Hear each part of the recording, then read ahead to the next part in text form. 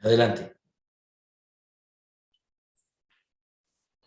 Buenos días.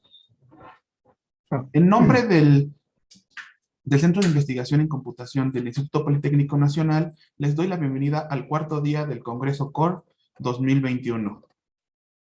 Hoy tengo el honor de introducir a Navonil Majumder. Originario de la India, estudió Ciencias e Ingeniería de Cómputo en la Universidad Jadavpur, en la India, donde fue el primero de su clase y graduado con honores. En el año 2015 llegó a México para obtener el título de maestro en Ciencias de la Computación por el Centro de Investigación en Computación del IPN, con la tesis Multimodal Sentiment Analysis in Social Media Using Deep Learning with Convolutional Neural Networks. Tiene el grado de doctor otorgado también por el Centro de Investigación en Computación del IPN, con la tesis Latent Memory Based Neural Models for Sentiment Analysis in Multimodal Multiparty Conversations. Ha sido galardonado en 2 ocasiones con la presea Lázaro Cárdenas, otorgada por el Instituto Politécnico Nacional al mejor rendimiento académico. Ha participado en más de 43 publicaciones como autor o coautor. Actualmente se encuentra realizando un postdoctorado en la Singapore University of Technology and Design en Singapur. Sus intereses de investigación son los problemas de procesamiento del lenguaje natural, como la clasificación de sentimientos y emociones, la multimodalidad, la comprensión y la generación de diálogos, entre otros. El día de hoy nos presentará la conferencia magistral llamada Making Machines Empathetic Conversationalists. Cuando estés listo, Navonil, puedes empezar. Thank you for the generous introduction. First, an apology in order, but I'm going to talk in English. My Spanish vocabulary is not that great, especially in academic area. So, I'm currently a research fellow at Singapore University of Technology and Design. So I'm working on various areas like common sense and dialogues, and even a bit of theoretical machine learning now and then. So today I will try to describe how one can build a system, strive towards building a system that can make machines understand the conversations and respond empathetically. So first, let's define the task here at hand. So that is empathetic dialogue generation. So at first, we will look at an example of a dialogue. So we have a dialogue that flows from left to right. The utterances above in green are asked from a particular speaker, and intermittently the other one speaks, which is annotated by the red placards. And you can see that each utterance was labeled with various variables like emotion, intent, or act, which are basically encoded in each of those utterances, but it is useful to have them explicitly, and we'll discuss how. So this finite state machine-like diagram basically represents the flow of a dialogue. So at time t here, so time t represents an utterance spoken by a particular person at some time slot. So we consider discrete time here. So at that time, we first, so it is driven by several variables listed on the left, which are personality, intent, context, emotion, utterance. And first we will see how the context is formed by the prior utterances that came before the current one. So it can be modeled as a function of those utterances. Moving forward, we have intent, which represents the intent of the person who is uttering the utterance. So it can be a function of the prior intent from a particular person from the prior utterance. and which is also a function of the context as well. So utterance uttered by the particular speaker and the other speakers in the conversation. And these two contexts and intent gives rise to the emotion. That's our assumption, and that's how we will model the going forward. And from this emotion, the utterance is formed, the current one. So we have three variables on which the current utterance depends. So that is context, emotion, and the intent. And you can see there is there are two other variables external to the square here, which are personality, which we assume to be fixed for a particular dialogue at least, and the topic, which is in all practices, like in all intents and purposes, is fixed for a given dialogue, which can change, but that's our assumption for the simplicity's sake.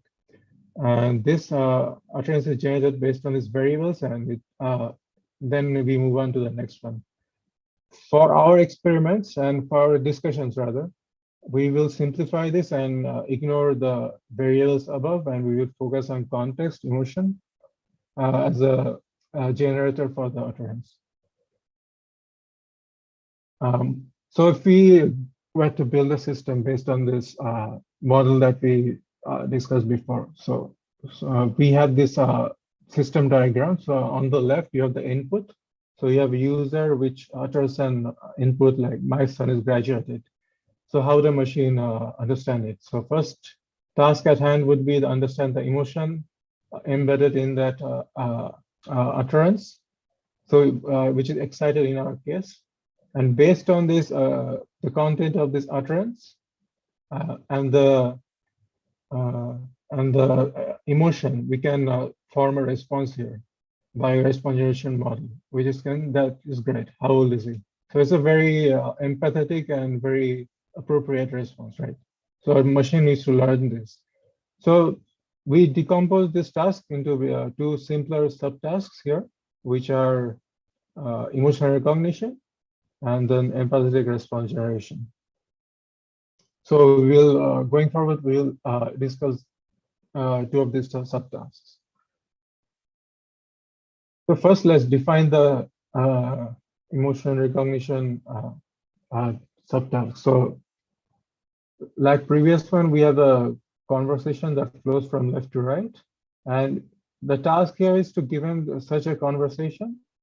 The task is to label each of these utterances with its corresponding emotional level, which are, for example, sad, excited, happy, and there are some others. Neutral here is another label which signifies there is no emotion, basically. So this is not an emotion, the lack of it. So given this formulation, we will discuss several models, how to get those labels extracted. So first of all, so this is the simplest possible model. So we have individual utterance here at the bottom, and we employ some feature extractor that could be a CNN, LSTM, or transformer, whatever, or it can be TF-IDF based measures. So based on the choice of our feature extractor, we get some feature vector and we pass it to a classifier, and we get the emotion classification, the emotional levels at the top. But you can notice that there is no connection between individual utterances here. So each of them are isolated. So we don't have the advantage of the contextual information, which holds much of the real meaning of the given utterance. So how do we improve that? So the next model, you can see that there's an LSTM introduced in between. So this LSTM basically facilitates contextual information flow between utterances from left to right. So this actually gives better results that we will discuss later on. But it does not actually account for all the variables that we discussed in the some of the previous slides. So There's another model called dialogue RNN, which is similar to the previous one, is an RNN-like structure, but this captures more information, where it tries to model more information. So we have global context, which basically the context shared between both of the speakers, or all of the speakers rather, if you have more than two speakers in a conversation. And the speaker state, which is specific to the current speaker, which may represent the speakers, which can their style, their whatever they have, their proclivities towards particular words, or their other stylistic choices, and we learn this on the fly in the conversation. And another one is emotion state, which model to be a function of the speaker state. So we can see at each time step, we have this RNN cell, and we model the speaker state as a combination of the contextual information from the prior utterances and the previous speaker state, and also it takes input from the current utterance. And we form the speaker state from it, and then we get the emotional representation for the particular utterance here. And then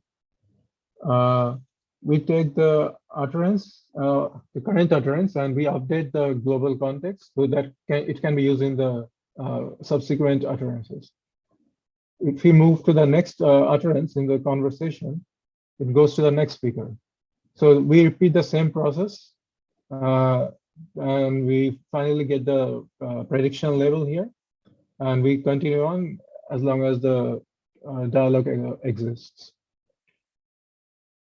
Yeah, so this is basically, we are capturing three information here, but the problem with RNN is sometimes it falters when it comes to modeling long-term dependency between utterances.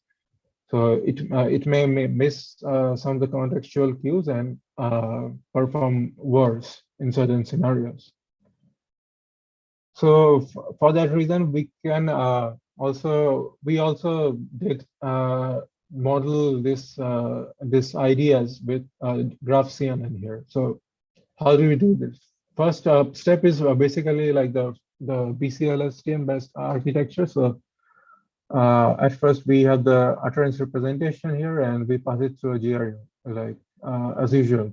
But then when we take this individual utterances, we put them in a graph, which is a click, and the edges in the graph basically represent two things. One is the interaction between speakers and the interaction between utterances. And you can see, since it's a click, it actually facilitates information flow between all possible utterances and speakers. And we get this passage through the GCN, and with message passing happens, then we pass this a new updated representation for the final classification. So the next one, we realized that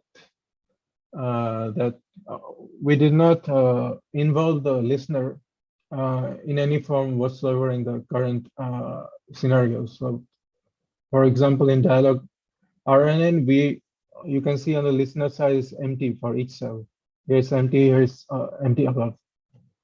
So how do we take advantage of a listener reaction? So this is where common sense modeling comes in. So basically for each utterance, we can get the we can infer the reaction of the other speaker in the conversation from a current utterance, and we can take advantage of to better model the conversation. So to this end, we have extracted actually it's more than three different inferences from a particular utterance, which is given an utterance, we check the reaction of speaker A, reaction of the other person and the effect on the other person as well.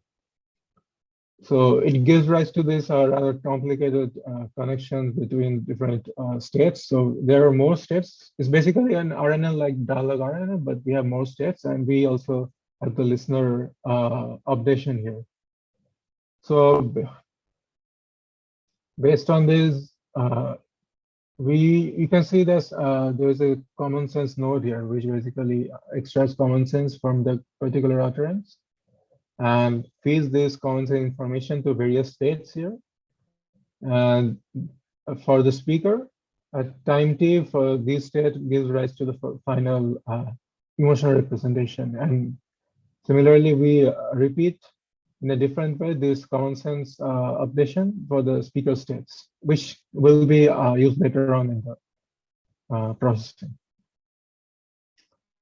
And for this experiments, we use this mainly use these 3 data sets. So IMO-CAP, we have 6 emotional labels. For dialogue RNN, for daily dialogue, we have 7. The star means that the daily dialogue is a pretty skewed data set. I think it has like 85% neutral label. So yeah, but it's still quite popular because it's quite large. At the bottom, you see the table below that, it has like 11,000 training samples. But yeah, but it's quite skewed. So the IMO-CAP and daily dialogue have dyadic dialogues, which means the dialogues has 2 speakers. But MELD has contains dialogue with more than 2 speakers, like 5, I think, at most. So we evaluate these models based on these data sets, and yeah, so we get the best result with the last model that we discussed that incorporates common sense knowledge along with the different variables. So we have two types of models here. One was based on GLOVE, the static embeddings, and another one is Robert. So it's basically the utterance representations are now based on Roberta, which gives rise to a significant performance improvement. You can see like 2% on IMO-CAP, but even like 8% for daily dialogue and 6% for MELD. So for nowadays, we usually ignore the GLOVE one and we directly move to Roberta for the utterance representations. So you can see the regular as compared to regular Roberta, the dialogue RNN gives much better performance on the daily dialogue, but not so much for others. But when you incorporate those common sense knowledge, it's much better.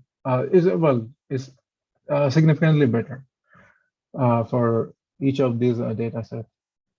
And to ascertain the importance of individual common sense, so we perform some ablation tests here. So we remove the speaker common sense, and we observe significant performance drops, which indicates the importance of those common sense knowledge.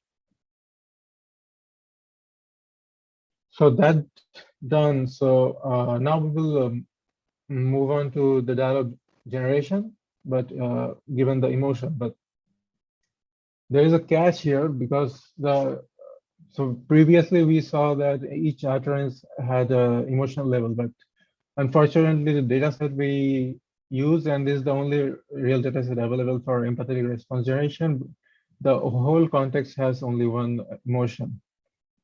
So we have to deal with it. And so given an input context, so which is basically an excerpt of a dialogue, the task is to respond to the final utterance in the dialogue. So this is the task. So you have to, given the first one, you have to generate the last response. So our model is MIME, which is basically based on this principle, that is empathetic responses mimic the emotion of the speaker at varying degrees. So there's basically that we tend to mimic our counterparts in conversation, and this is very backed up by medical research here at a prestigious journal as well.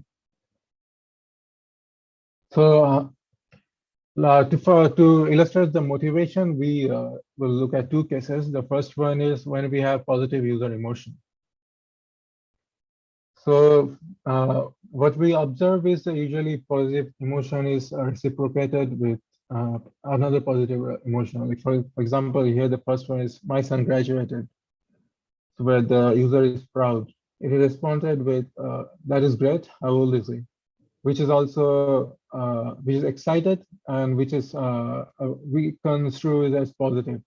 If you look at the next one, which is a grateful utterance is responded with a joyful response. So this is a trend we observe across the data set.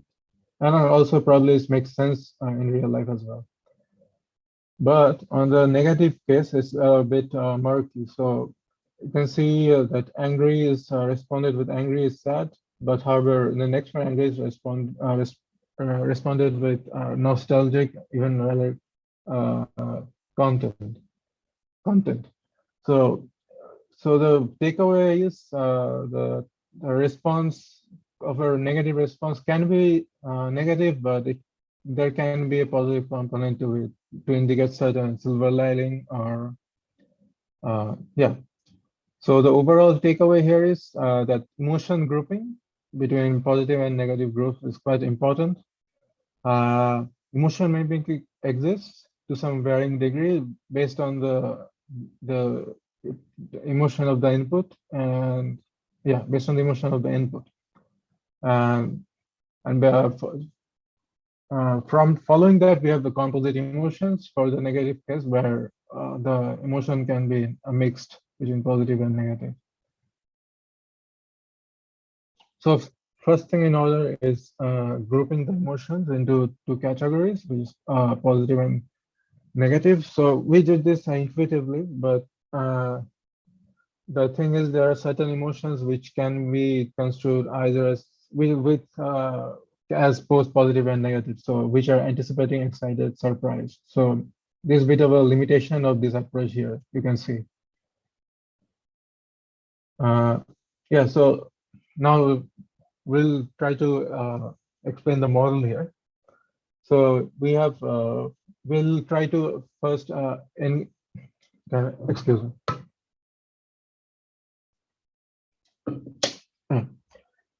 So we will, given the inputs, we'll try to model is using a transformer encoder. So how do we do this? So first we have we represent each token with semantic embedding, which can be glove or can be initialized randomly, position embedding, and the speaker embedding of the particular utterance.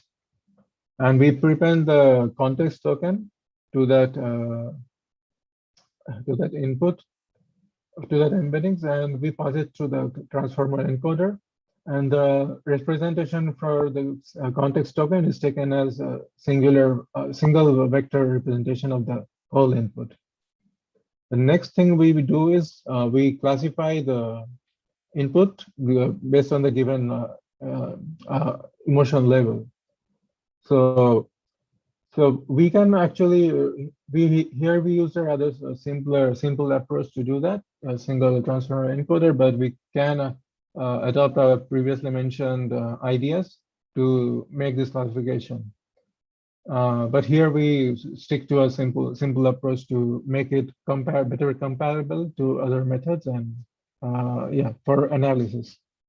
So how do we do this classification? So rather than so we first represent each of the 32 emotions in this particular data set, which with their own embeddings, and these are trainable. And we perform the dot product followed by a softmax to identify the correct emotion here. Following that,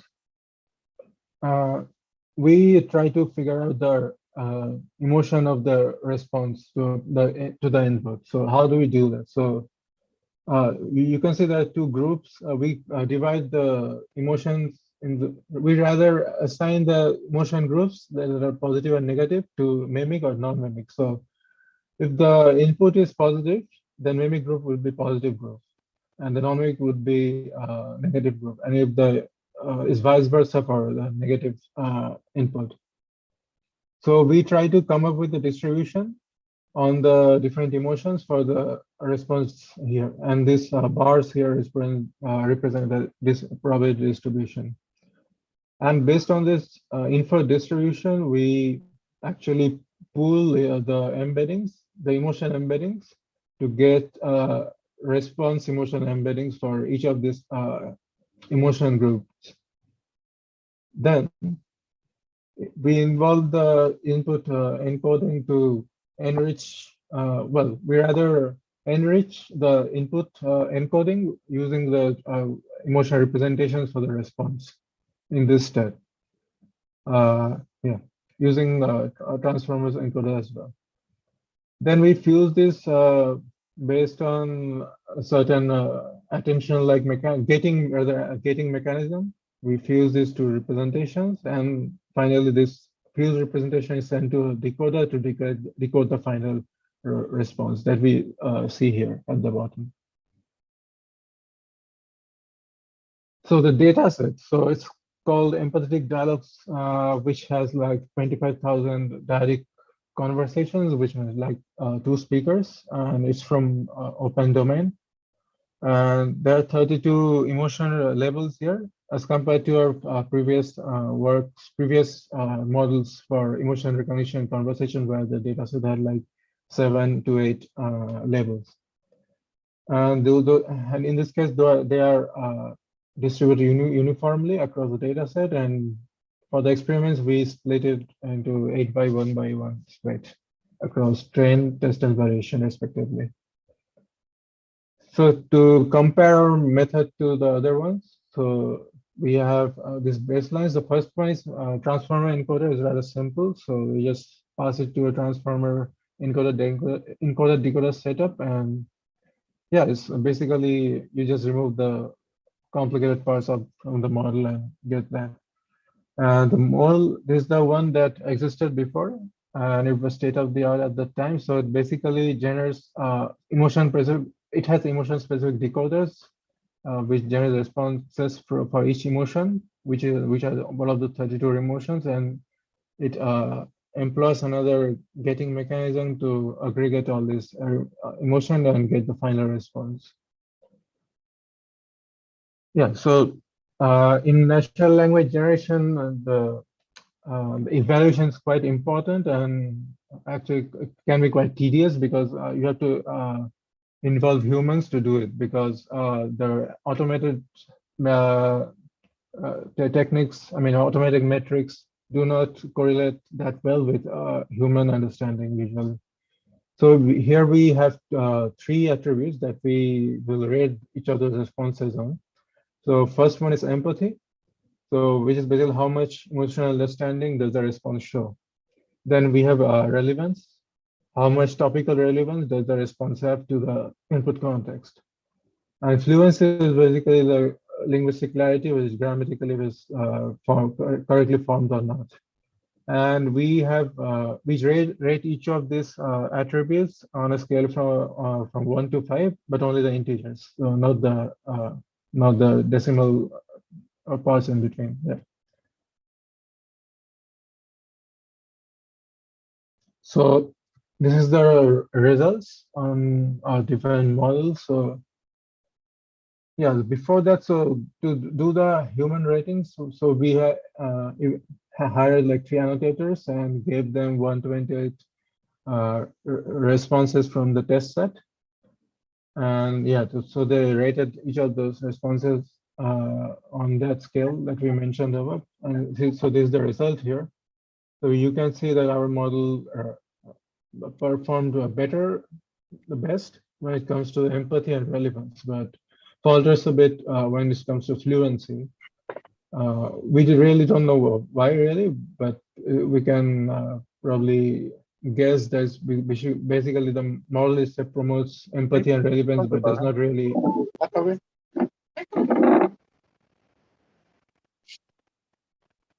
Yeah, the model does not really cater towards fluency.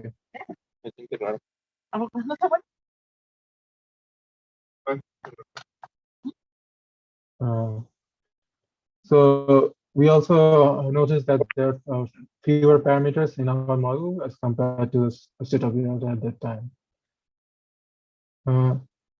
Yeah, so this A/B test, so what it does is we compare the responses from different models and we ask the annotators which one do they prefer.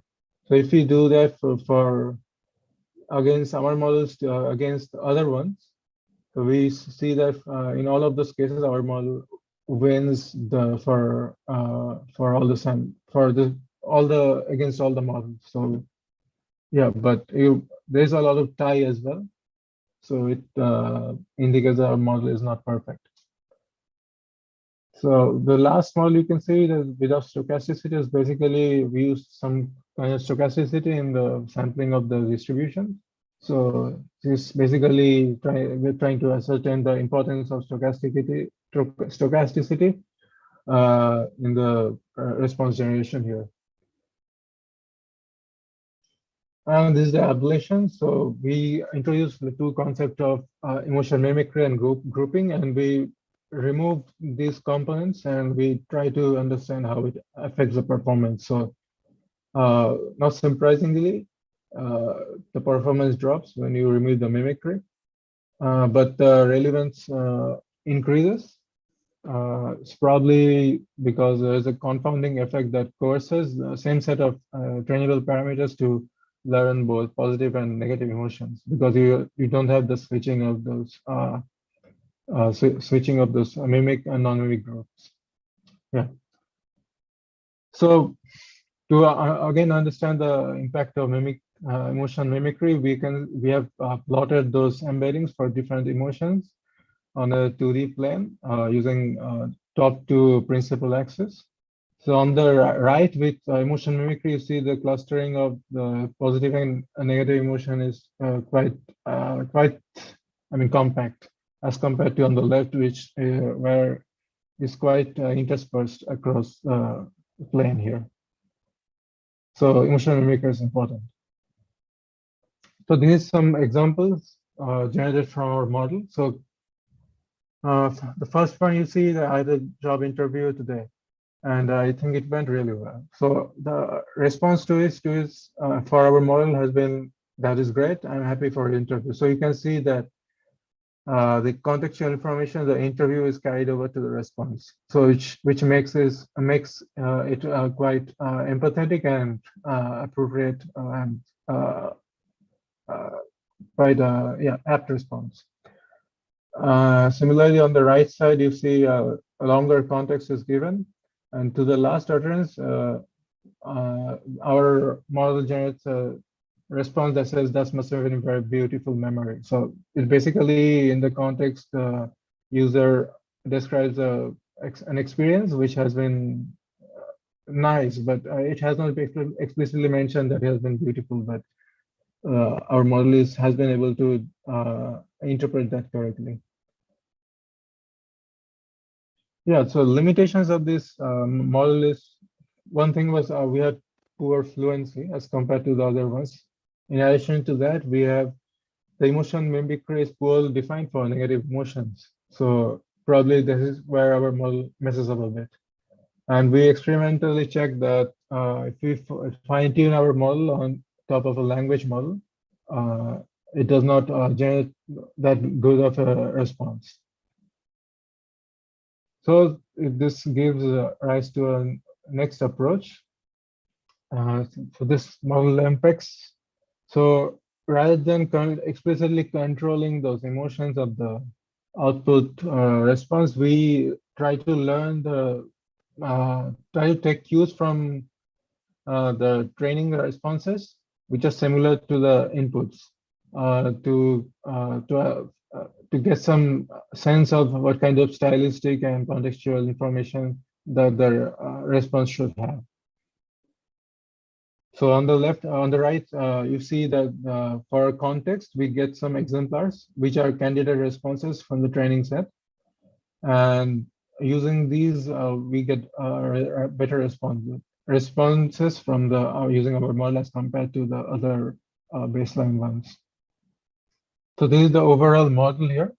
So it's actually rather simple if you only ignore the bottom part.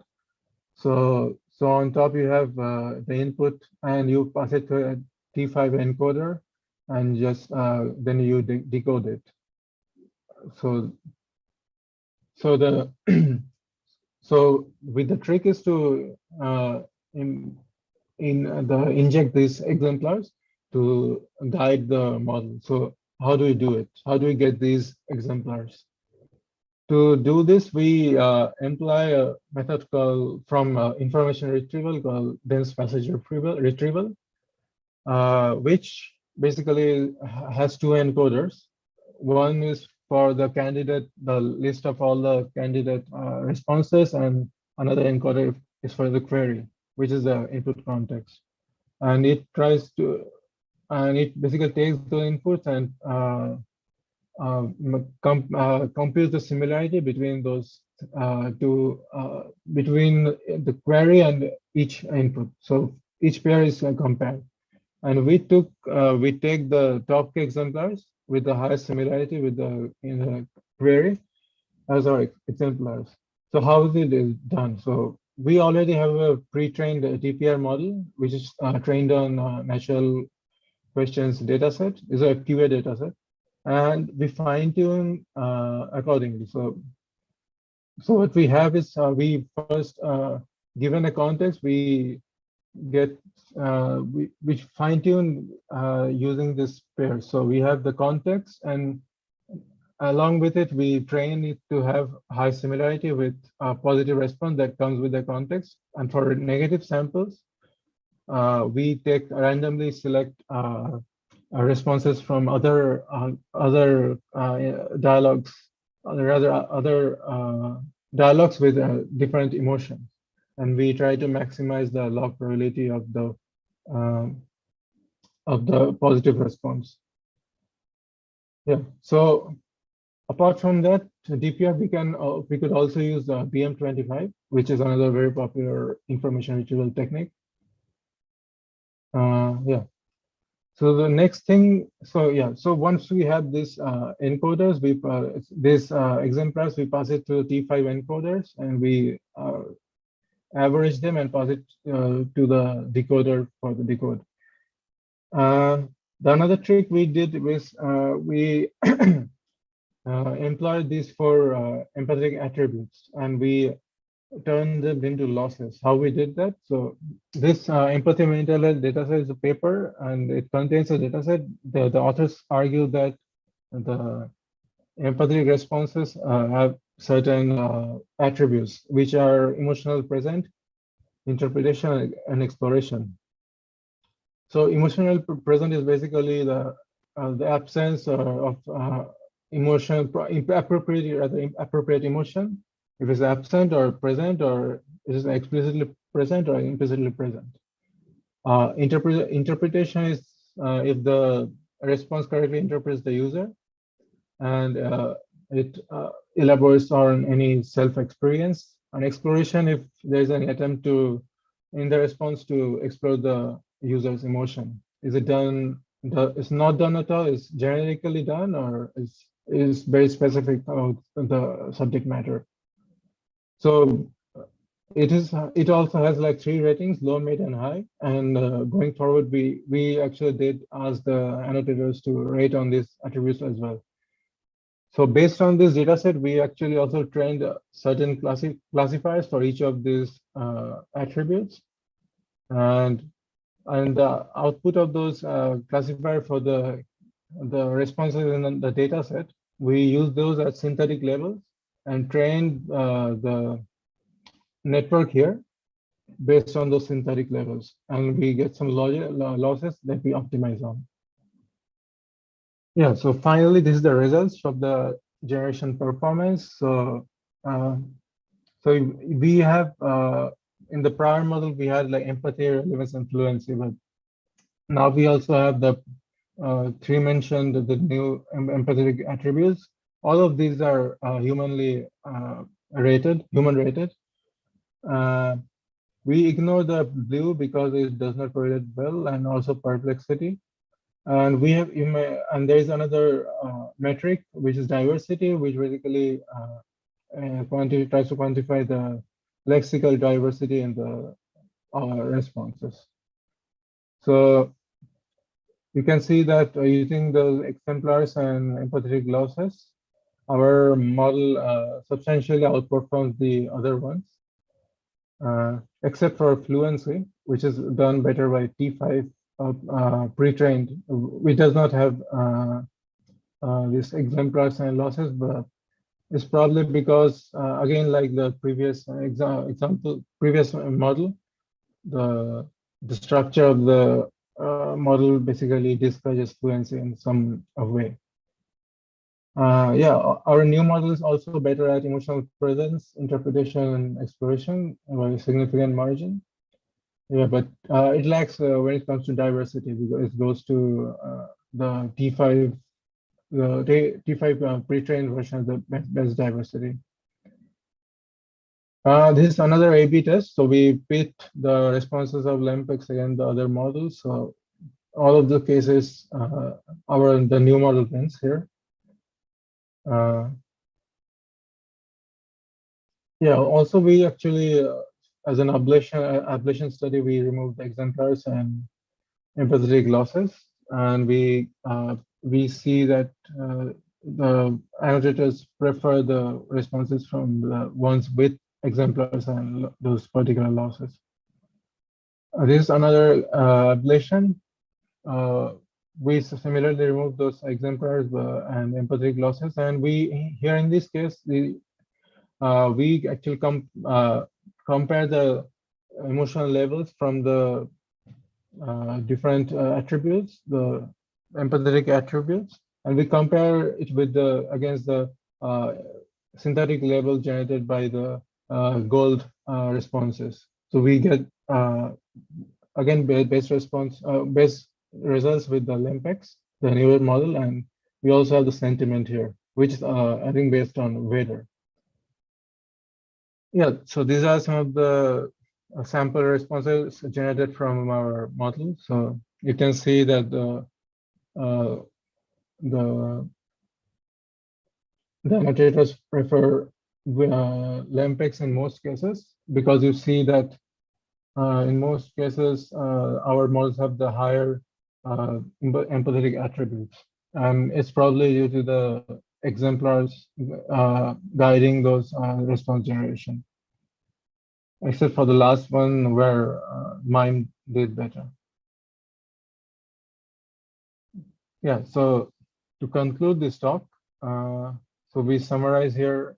So what we learned from emotion recognition is the importance of capturing the context, the speaker state, emotional state, and common sense. And on the other hand, on emotional response generation, we learned the importance of emotion mimicry.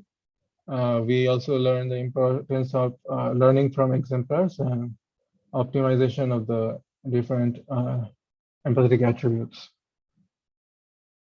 So in the future, we'd like to introduce the common sense knowledge to get better responses, which are more focused towards a particular context. So to do that, there's a data set we created not long back. So you can see there's a dialogue here, and basically it has the annotation at dialogue level for these triplets. So which has the emotion these are common sense triplets. So for example, here you have missed the bus, causes late. So these are contains such triplets. So we can create a model that can extract these triplets and which can be incorporated in the dialogue response generation decoder, which can lead to better, more relevant responses. Another another area where there is a quite significant room of improvement is the automatic evaluation of techniques, automatic evaluation techniques, because we mainly were reliant on human evaluation, but it's expensive in terms of time and money. So there's a lot of room there to improve those automated evaluations. So yeah, So these are lab at SUTD. You can check out all these projects on those lab. We have all the code published there. Yeah, and feel free to reach me whenever you want. Thank you. Thank you very much for your presentation, Dr. Navonil. We appreciate it. Certainly a very interesting topic. Does anyone in our audience has a question? ¿Alguien tiene alguna pregunta? Because we have a question of our audience in social media. If these systems are built to generate stronger empathy with humans, do you think that the concept of anthropomorphism will help as a complement? I'm not sure what that concept is. Is it something to do with anthropology, or I mean, no, it's computers that look like humans. Ah, anthropomorphized. Okay. Yeah. I mean, it can certainly help there. Yeah, but I'm sure there are some techniques they have developed which can actually lend itself to get better responses. And yeah, it can. I think it would be helpful. Yes. So thank you again, Dr. Yeah. No, please continue. Okay. Thank you again, Dr. Navonil. We will send you your digital participation certificate. So we conclude this for. Thank you for inviting me, and it has been really humbling because I just graduated last year, and it's great to be back to CIC again. I'm not sure it's only CIC or it's also in association with I think SIME, right? ISCOM, sorry.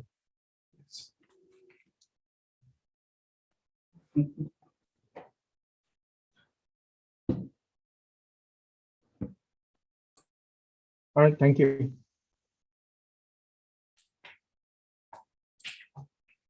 Thank you. Nos invitamos a nuestra audiencia a los foros en la sala 1 y 2 a las 10:20 para los foros. Muchísimas gracias.